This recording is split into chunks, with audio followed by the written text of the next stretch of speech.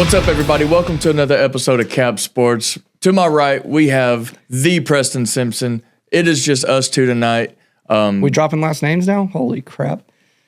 I did last time. Oh, okay. Anyway, we've got... this is Colton Albright. His address is one. I'm just kidding. Oh, easy. We've got a few things to get into. The final release of the college football playoff has came out. We are obviously upset and sad about it that Alabama was left out of the first ever 12-team playoff. Right. But I think we're both in agreement that they probably ultimately got it right. Yep. As much as it pains us to say that, they probably did. We talked in the last episode about what it's going to take for Bama to get in. Ultimately, we all kind of agreed that with the SMU win, Bama gets in. And I think I might have been, maybe you guys agreed too, but I feel like I remember that I was pretty much the only one that said if Clemson were to handedly beat SMU, Bama would get in.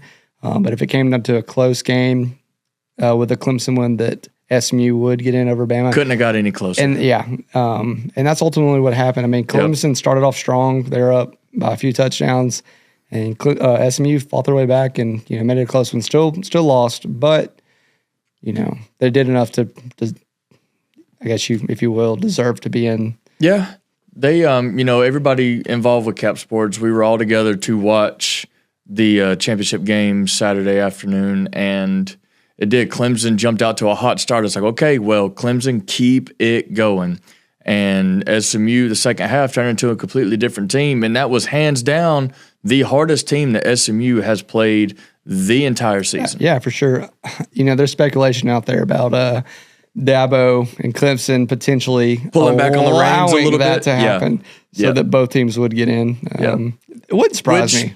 Cool on them. Yeah, do whatever it takes to keep Alabama out. I know outside of Alabama fans, the entire country was happy to not see Alabama in the 12-team playoff. Not saying they would have gone on to win it. Yeah, if we're all being honest with ourselves, we weren't deserving. Nope. We weren't deserving. If we got in, great. Of course, I want Alabama to get in, but we truthfully we weren't deserving. And you didn't know what team was going to show up when they got in. Did not know. So everything probably worked out for the best in this instance. Yeah, I was still on my toes Sunday during the election show, and right before they dropped SMU in that final spot, they were bringing up the side-by-side comparison of Alabama and SMU, and it's like every time you show that, it's like, how do you not put Alabama? How do you not put Alabama in? But it's understandable. The only thing that gets me is the fact that the previous week they put us in the 11 seed spot, or, the 11th ranked spot, and more or less pretty much the 11th seeded spot. So it's like if you already have those plans in mind of putting us, 11th ranked and 11th seed, knowing that we won't play the next weekend, and then leaving us out, it's like, why? Like, why not just go ahead and put us at 12 or 13? Yep. So that's the only thing that kind of irked me. And then obviously the biggest complaint that, myself, you, and probably everyone in America has is how seeding is done. Like, how is there teams that are ranked according to a top 25, ranking, not AP, but the actual college football playoff rankings, but that are ranked behind us that still make the playoff. Yep. Of course, awesome to conference championship winners. Yeah. But let's see here. We got Arizona State, who's ranked. Well, we can get into how all that goes into in a little bit. Keep that in mind. So we're going to stay on Alabama for a second. Looking back throughout the season, it was Kalen Debours' first year, obviously following up the GOAT of college football. Hard thing to do. How do you what is your final conclusion on, how Alabama did this year? So when, Saban's announcement was made that he was retiring, of course, it hit hard. And myself, and I'm sure everyone else, all said whoever follows him is, crazy. Like, you don't want to be the guy. So much pressure. Yeah, it is a lot of pressure. You don't want to be the guy to follow the guy. But then, for a couple of days before they made the announcement, and then once they made the announcement, I was saying to myself, whoever does follow him probably has some balls to him, and accepting the challenge. Yeah, exactly. Yeah, they're accepting the challenge, and like if you know what you're getting into, then maybe that does make you still not Nick Saban, but like a good replacement. Yep. But I think Debours is a stand-up guy. I'm sure that he is, and has obviously excelled everywhere he's went. Mm-hmm.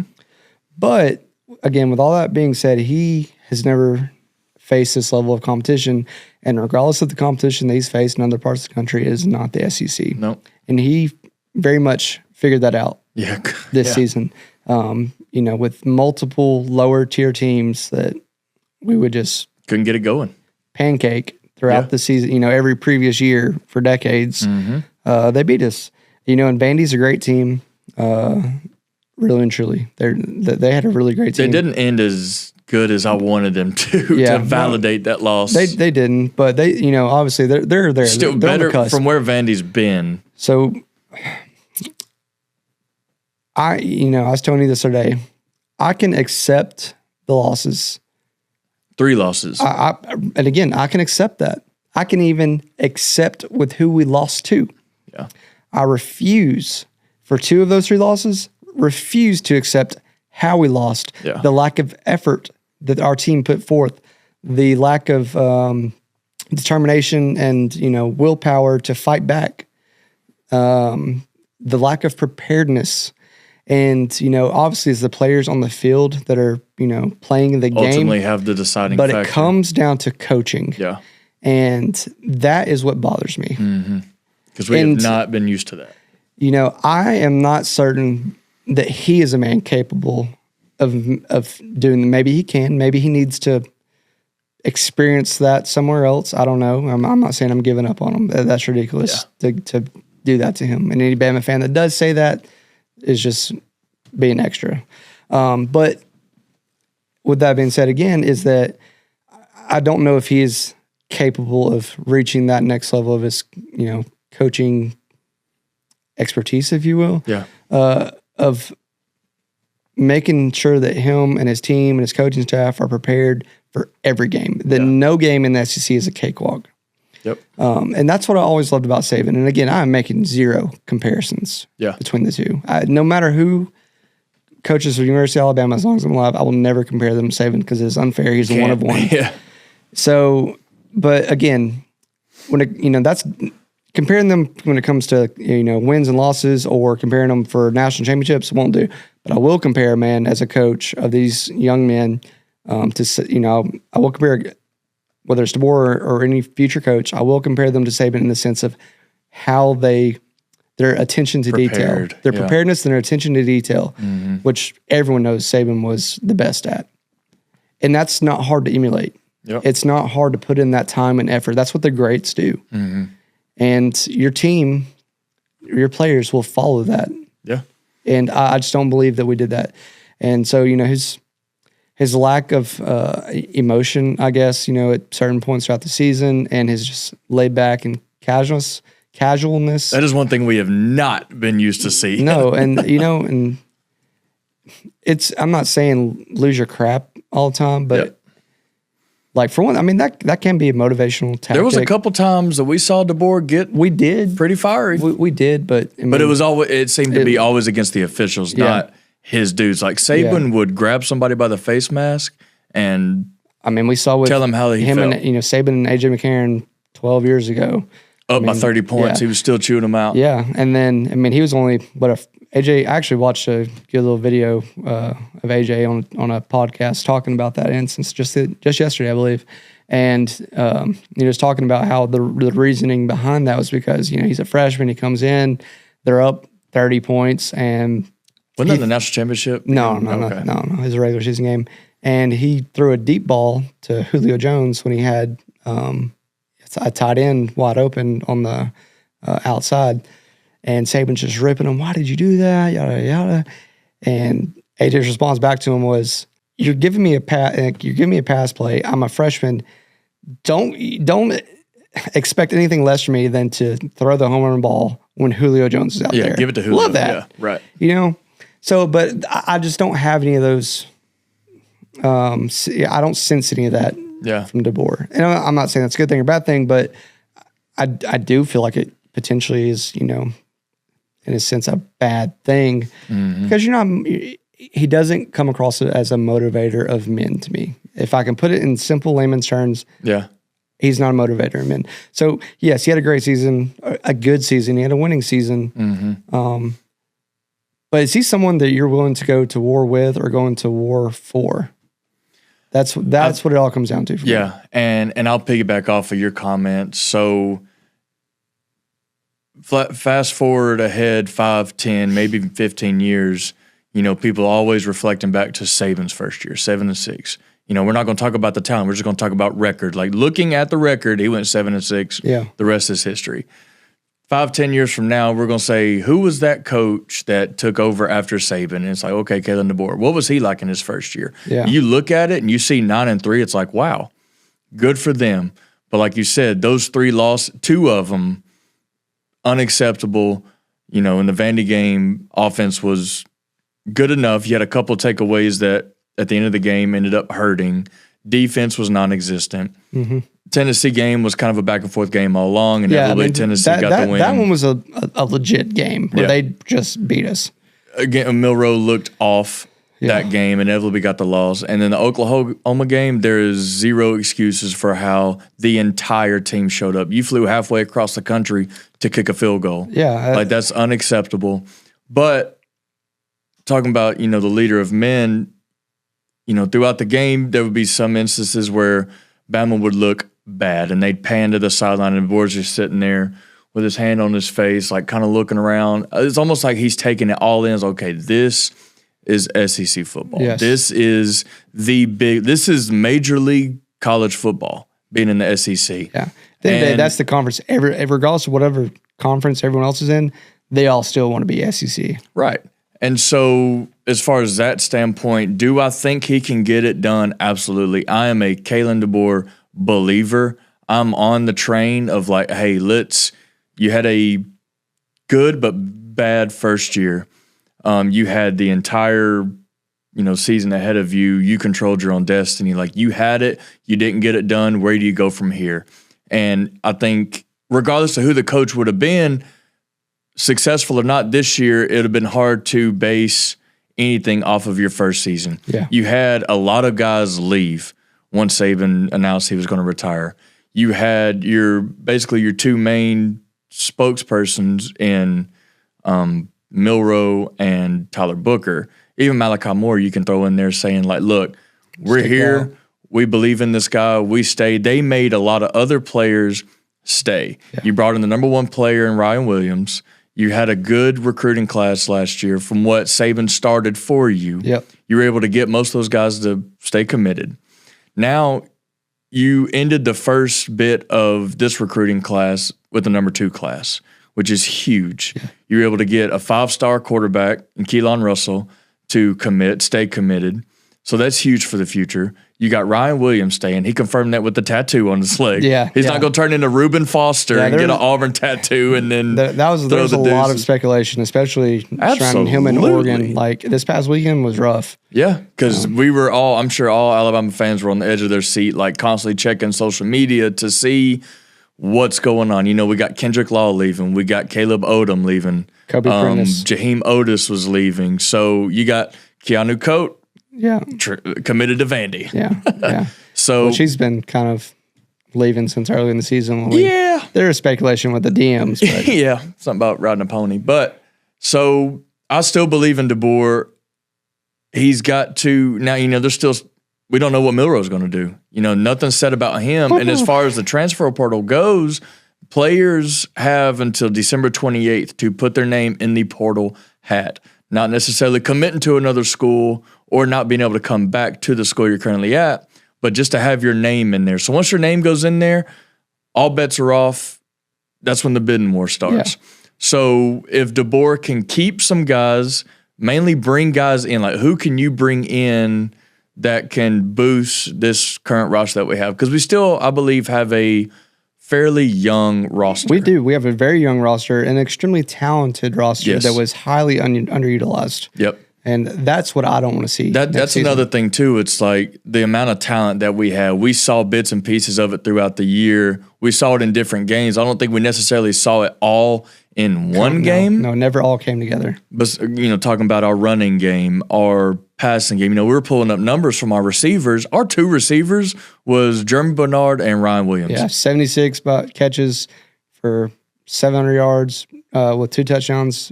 Jeremy Bernard, 75 catches, 800-something yards, and I believe 8 touchdowns for Ryan Williams. And the next closest was I think it was Law. Kendrick Law. Or Prentice. Or Kendrick Law. Kobe Prentice. Yeah, Kendrick Law, Kobe Prentice, and someone else totaled for 23 catches and 200 yards and 2 touchdowns between the 3 of them. And that is abysmal. And with our running game primarily revolving around Milroe, we really didn't get to see a whole lot of production out of our running backs. And I believe we have fantastic running backs. Yeah. So going forward, Debours has seen what it's like. You played really good teams in the SEC. You played Georgia, you played LSU, Tennessee, Auburn. He's going to get used to winning that game. Yeah, he's going to every single year. He'll have a new lesson to learn next year when it's in, Yeah, and I'm pretty sure the schedule for next year in conference is the exact same this year. It's just home swaps. Yeah, everything's just swapped. So you got a South Carolina team that's going to be just as good or even better. Probably, yeah. Because of Lenore Sellers, who I still think is going to be a hot commodity. Oh, for sure. As far as teams trying to get him to come to their team or whatever. But yeah, South Carolina's going to be a tough team. Always LSU, Auburn, Tennessee. You got Georgia again. So there's still room. Next year is going to be the year. It's hey, you've seen these teams. He's got to go to Georgia, right? He's got to go to Auburn. Yeah, a lot of big to away South games. Carolina. So we don't have that luxury of home field, and all of our losses have been on the road. So it could really hit hard next year. Yeah, if we don't have that figured out. So he's got to keep hammering in the recruiting class because you got another set of recruiting coming in February. Yeah, hit the portal hard, get your guys in. Now they've seen what Bama football. Bama football is still Bama football. We didn't make the 12-team playoff, but it's going forward, Bama's still going to get their best from the opponent's best from them. You're going to get the haymakers from these other teams, and we can get it done. Yeah. I think that Debours' leash has been greatly shortened behind closed doors. Maybe. I think if he has a comparable year next year as he did this year or worse, I don't think it will get worse, but in this day and age, you don't want to be one. You don't want to turn into one of those teams that are cycling through coaches every 2 to 3 years. No, you don't. But I don't think that'd be the case for the next coach. If that were to happen, if that played out, we would get our guy. We would get the Dan Lanning, the guy. We'd get Sark, or we'd get Lanning, or we'd get Lane. 1,000%. Yeah. We all know that's probably why they didn't come in the first place, because they don't want to be that guy. Yeah. Yeah. And again, credit to Debours for doing it. Absolutely. But, there's still expectations. Yeah. So. 9-3 is nothing to scoff at. Now, when you break that schedule down and that season down, you see Vandy losing 40 to 35. You see a Tennessee lost by a touchdown. You see a Oklahoma slacking. Yeah. So I'm still hopeful. It sucks we couldn't get into the biggest playoff to date. Right. But it was a good season with too many ups and downs. Yeah. And it seemed like more downs than ups. It did. But yeah, no, this is going to, believe it or not, this probably might be the craziest offseason in Bama football. And it's definitely the biggest. Because there's just so many what ifs. Starting with Jalen Milroe. It all revolves around the quarterback. Is he coming back? Is he going pro? We said it weeks ago. If he comes back, Ty Simpson's gone. Yeah. 100%. Yeah. Gone. And he has to. Yeah. And he has to. Because he's a really good quarterback. Fantastic quarterback. Don't go to a team in the SEC, please. Yeah. Don't come and cook us. Auburn Tiger. Because he's a junior. He's a redshirt sophomore. Redshirt sophomore, okay. Yeah, so he still has a couple years. A couple years, yeah. So, yeah, if Milroe comes back, he's definitely gone. And me and a coworker were talking about today. It's like when Milroe's at his best, you want him at quarterback, but he's got to figure out that throwing, like the intermediate passing, the slants, the check downs were fine because you were checking it down, but like the intermediate passes, he could throw the deep ball, always could. Yeah, deep ball. As long as it's getting caught, I don't want to say he's a head case. I don't know him as a person. But you could just see it as the game went on. Like, if he wasn't hitting those deep balls, you can wrap it up. Yeah. Because he loses his confidence. Yeah. I don't know. I was telling someone the other day, like, especially when watching the Auburn game, they had the camera pan and had a shot from behind the defense, so it was looking at Milroe. And it was just like perfectly right in his face. And was looking in his eyes, and he just was like looking around, and maybe he was scanning the field, but like, he didn't have that it factor looking in his eyes. And I remember Jalen Hurts as a true freshman in his first game after coming in for Blake Barnett, in one of those first drives. True freshman playing USC in 2016, I guess. Probably, yeah. And beat the brakes off of him. And, Jalen Hurts didn't get that start at that game. But he scored a touchdown, and he's, and he just had this look. Stone cold killer. In his eyes. And he's got that look still today. He does. And Jalen Milroe does not have that look. No, but it's almost like Jalen Hurts. He had that cool, calm, collected. Nothing ever fazed him. Nothing bothered him. But he was a killer. Yeah, and he wasn't a great passer either. But no, but he was a leader of his men amongst his teammates. Right? And Milroe, he's got that cool, calm, collective look. But you don't know if it's because he's constantly rattled. You don't know if it's something going on. I don't think he's a killer. I think he can be.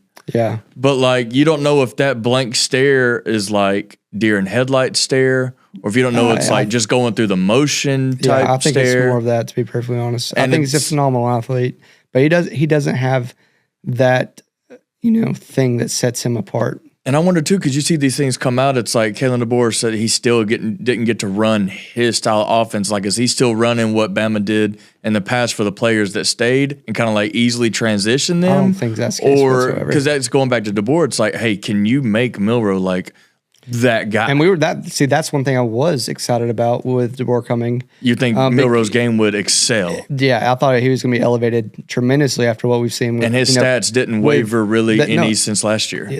Passing wise, it went down tremendously. Worse, yeah. Yeah. Still, total touchdowns were the exact same, 35 last year, 35 this year. Yeah. But that's because he had 10 more rushing this season and, 8 less passing. Yeah. So I don't know. There's a lot to go on. And I think for Milroe, hey, you're one of the top quarterbacks in this class. And Saban said it before. It's like, look, I'm going to make you come back if you're not a first round pick. Yeah. So it's like, is Milroe a bona fide first round pick? It's like, I don't know.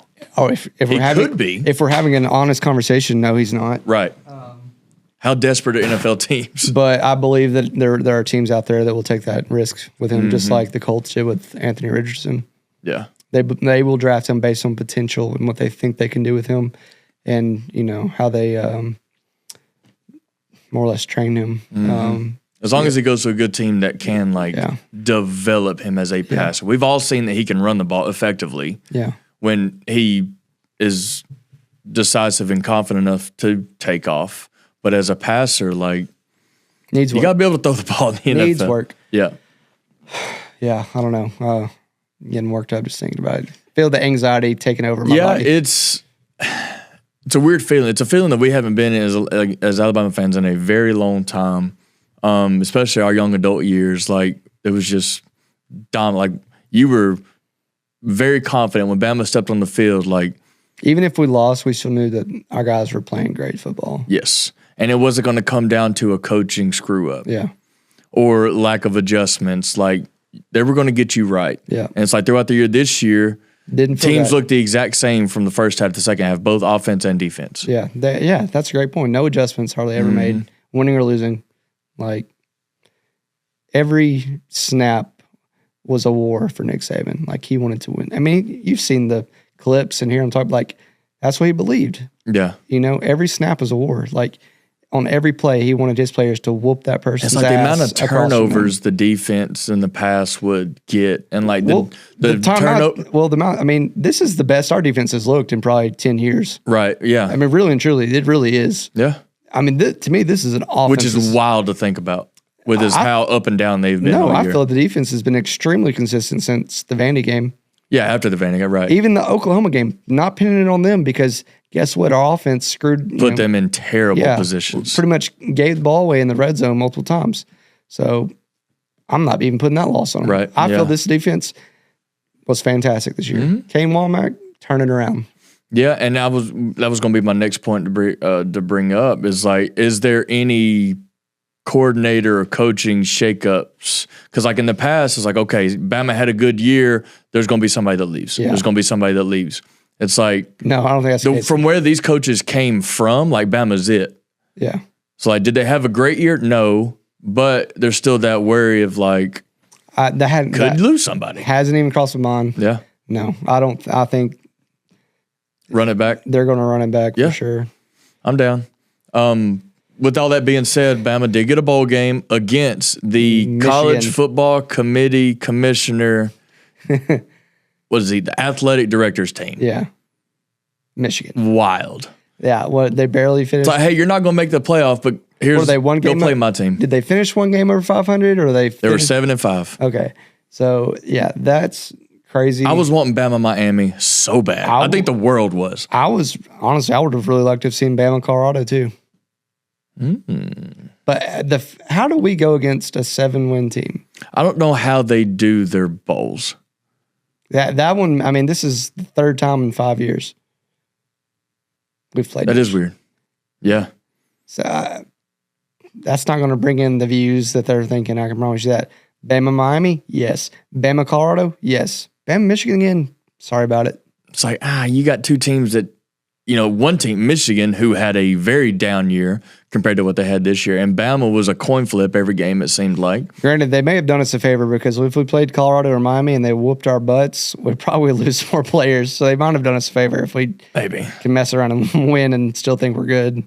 I wonder if Ward Manuel was thinking, it's like, oh, crap, I left Bama out. They got to go play my team now. Yeah, I doubt it. Put up 100. That being said, another team in the state of Alabama that made a bowl game, the Jacksonville State Gamecocks, get to play in the Staff DNA Cure Bowl against Ohio. Oh, really? Yeah. Ohio of Miami. Ohio Bobcats. Ohio Bobcats. I'm sorry, I said Ohio of Miami. Yeah. Miami of Ohio. Yeah. No. The Ohio Bobcats. So good for Rich Rod, good for the Gamecocks. They played a fantastic game Friday night. JSU did. I wonder if they sandbagged the weekend before against Western Kentucky. Did I tell you that? Because that we were talking about it in our group chat. That was my absolute thought. I think they threw the game the week. It's like before we're in the conference no matter what. It's like, let's see this team. Now, no team goes out there to lose, but like you can definitely hold back. I think they lost intentionally because the team, if they had beat Western Kentucky the week before, they would have played a much better. I can't even remember who it was, but I looked it up at the time. And whoever they would have played if they had beat West Kentucky the first time was a much better team. So I think they probably lost intentionally. But they put a beat down and then knew that they could whoop them in the conference championship. Absolute beat down. And they just do it. Like they've done it all season long, but they just run the ball. Yeah. Like Tyler Huff, holy Tyler Huff's a stud. He is Baker Mayfield reincarnated. Yeah. Trey Stewart, the running back for Jacksonville State, them two can take over a game with their legs. No, that's the first time I've watched Tyler Huff can still throw it. Yeah. No, he looked really, really good. Really surprised he's not a little bit bigger school. And unfortunate with success at a smaller school like that, their coach gets looked at. And out of all the teams in the country, the main one that's talking to Rich Rodriguez is West Virginia. And on Twitter has been loud the past couple of days from both sides, from Jacksonville State people and West Virginia saying,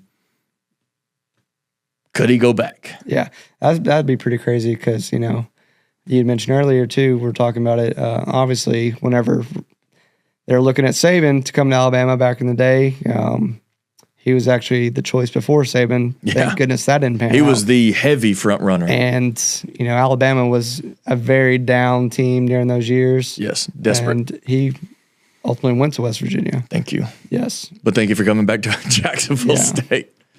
So how things work out. I wonder why he ever got.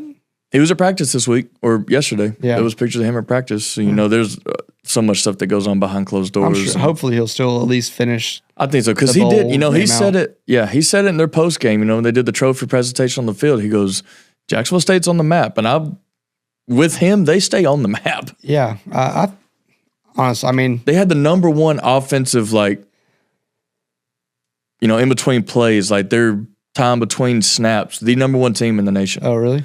That's so crazy. Rich Rod's up tempo style offense. He still got it. He still knows how to get it done, and they were the number one team in the country with that.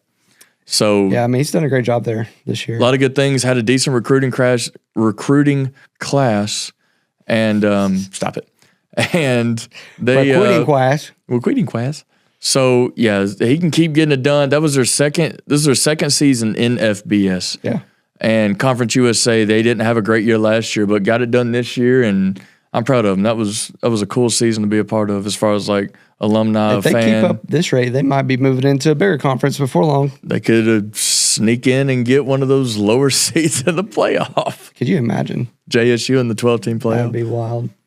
Hey everyone, sorry to take you away from the episode, but this segment is cut. Open it up like Bob Ross, hello friends. Dude, we should be the mayhem guy. Just talking about it. It's hello. Hey everyone, sorry to ruin your day. That's stupid. Just say this segment is brought to you by. What's up everyone? Thank you for watching Cap Sports. This segment of the episode is brought to you by Cranston Holden at Goosehead Insurance. Our go-to local guy for insurance is Cranston. If you're looking for home, auto, or life insurance, that's your guy. Reach out to him, and he will get you the best rate in town. Cranston Holden at Goosehead Insurance. Thank y'all. Yep, so staying with the playoffs, the final one is set.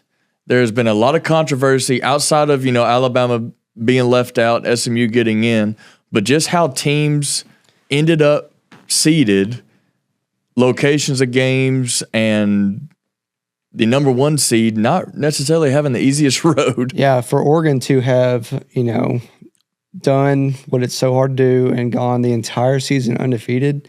And yeah, they get the reward of having a first round bye, but they are not rewarded at any point after that. The teams that they would have to play afterwards, to start, they'd be faced with Tennessee, the winner of the Tennessee and Ohio State game. Yep. What? Yeah. Congrats, Oregon. I'm not saying that they should, get a cupcake either, but man, that's wild. This whole seeding is awful. It is. So I was touching on it earlier, but if Bama is ranked 11th, out of the top 25. Yep. But they don't get the 11 seed. Nope. SMU did. Yep. Okay, fine. We can all accept that. Yep. But there's other teams who are ranked behind Alabama. Yep. Who not only get into the playoffs, they get a first round bye. Yep. That's wild. Yep. They've got to do away with that instantly. Yep. Instantly. Yep. Just because you win your conference, because think there's going to come a time where one of these top Power 4 conferences, because normally some of these conferences are very good, who are Power 4, Power 5, whatever you say, have mediocre teams. At some point in the near future, we said it in the last episode. I know where you're going. 7-5 team playing a ACC championship. An undefeated team, a 7-5 team, and they win it.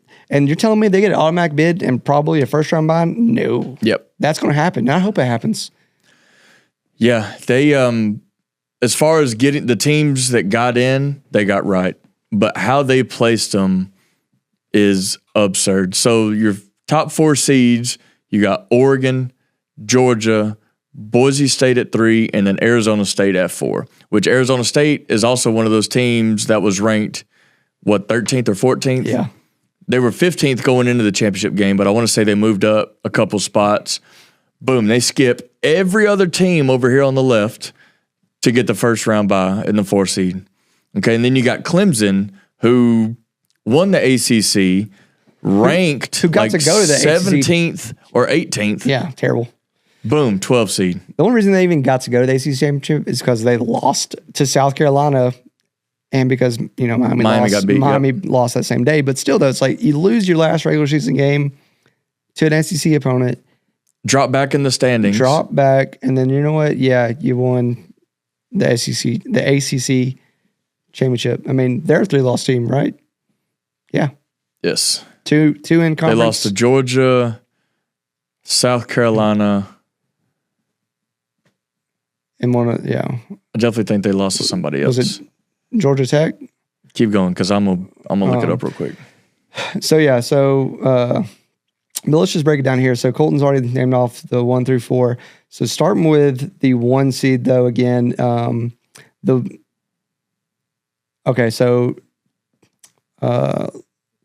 1 seed Oregon does have their bye, and in their bracket they would have Tennessee and Ohio State. They lost to Louisville.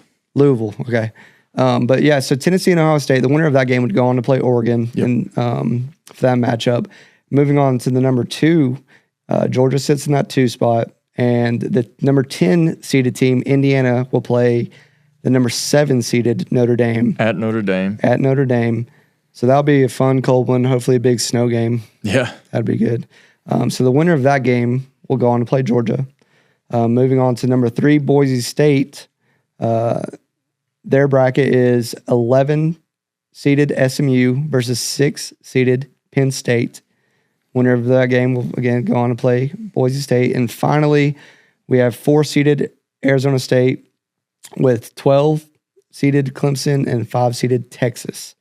And the winner of that game obviously go on to face Arizona State. The only fun game that I think the country is looking forward to the most is Tennessee, Ohio State. Yeah, for sure. Because talent-wise, like obviously rankings, they're 9 and 8, but like you got 2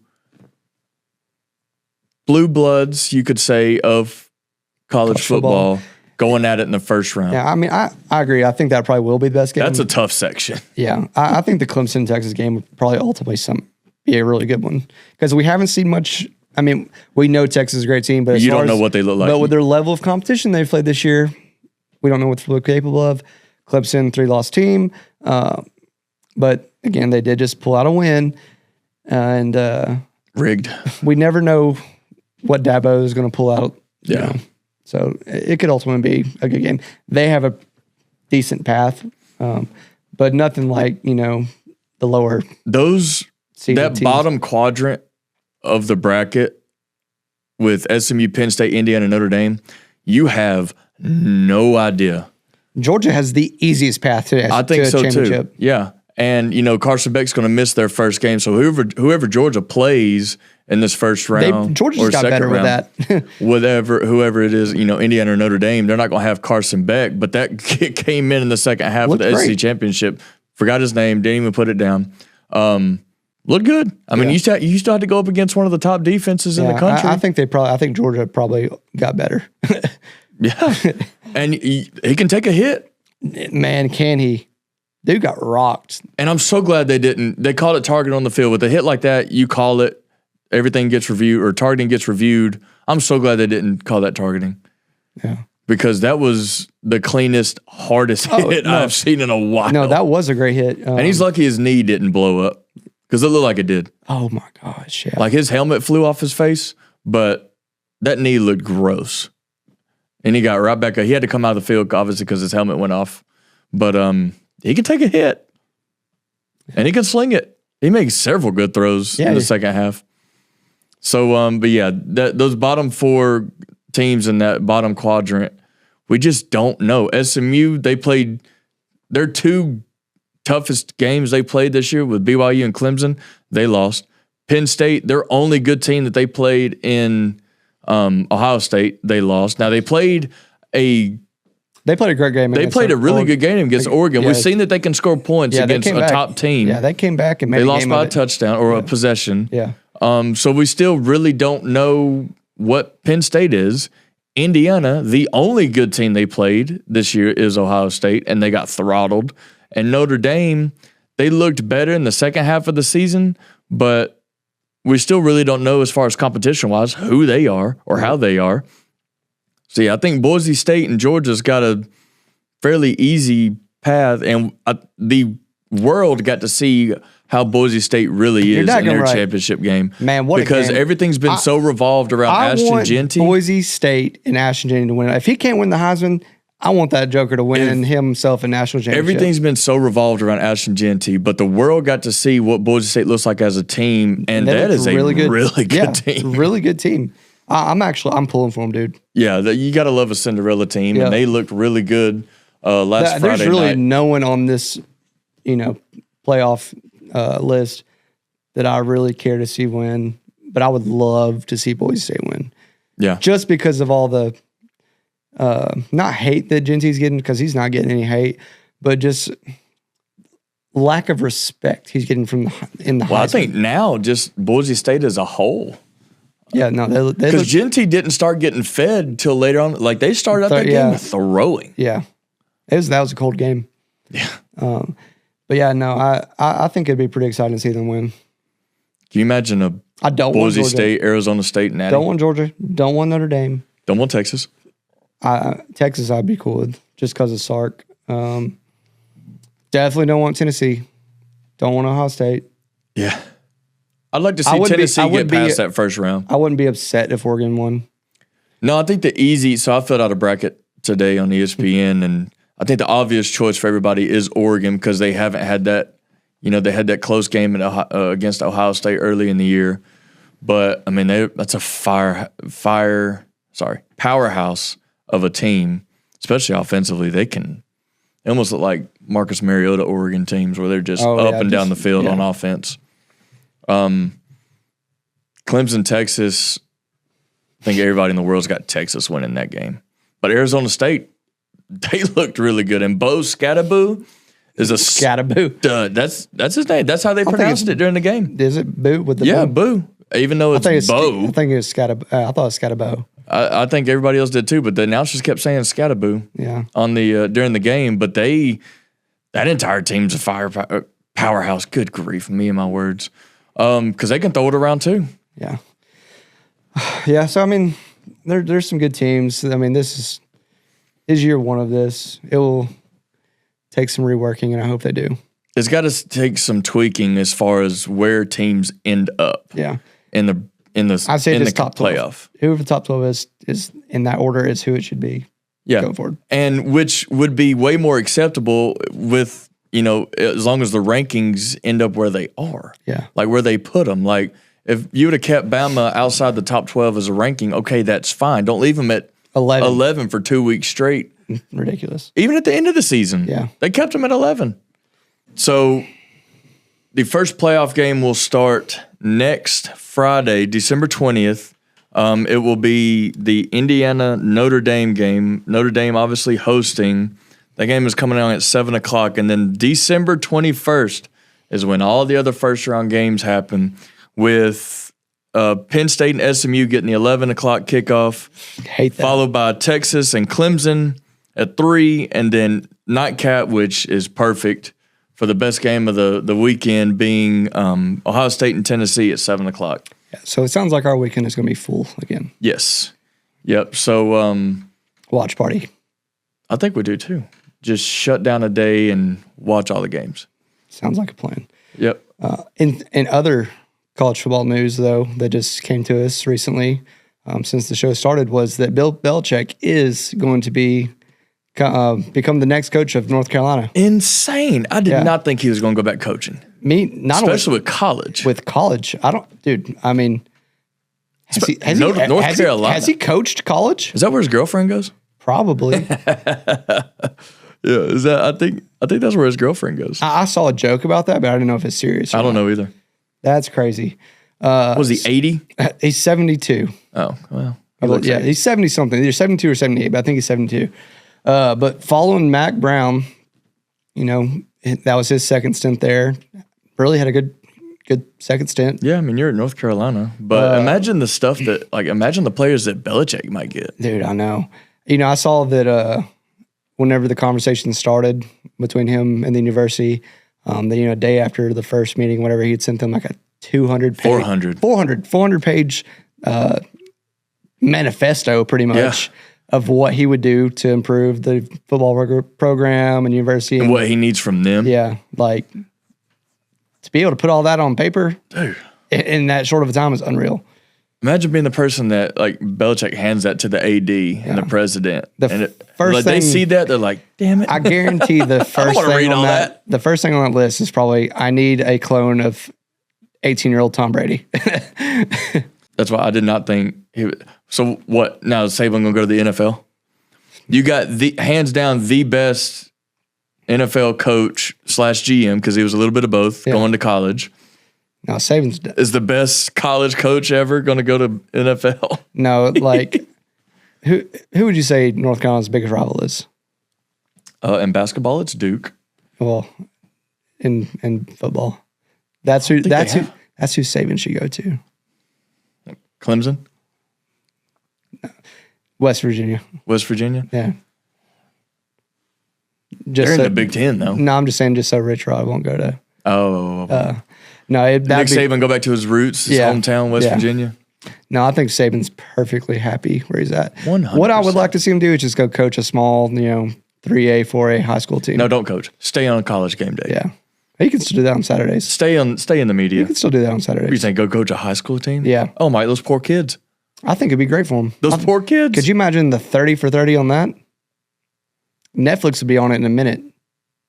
The thing is, like, if you go back and coach high school, like, a lot of these high school kids wouldn't know.